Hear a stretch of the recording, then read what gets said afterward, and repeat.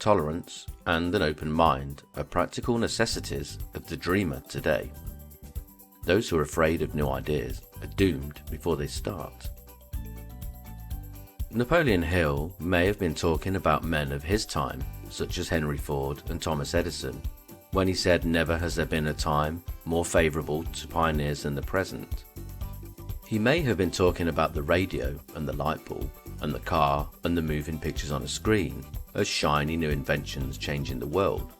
But our generation has its own shiny new inventions, its own pioneers, its own blank canvas for more. True, he writes, there is no wild and woolly west to be conquered as in the days of the covered wagon, but there is a vast business, financial and industrial world to be remoulded and redirected along new and better lines. Oh, and today, 100 years on, we have digital stuff to add to that list, to name but one advantage over the early 1900s. In planning to acquire your share of the riches, let no one influence you to scorn the dreamer. To win the big stakes in this changed world, you must catch the spirit of the great pioneers of the past. Let us not forget, Columbus dreamed of an unknown world, staked his life on the existence of such a world, and discovered it. Copernicus, the great astronomer, dreamed of a multiplicity of worlds, and revealed them. Henry Ford dreamed of a horseless carriage, went to work with what tools he possessed, without waiting for opportunity to favour him. Now, evidence of his dream belts the entire earth.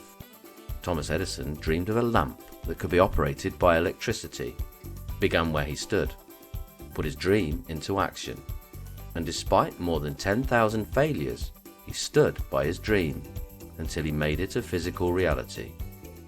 Practical dreamers do not quit. The Wright brothers dreamed of a machine that would fly through the air.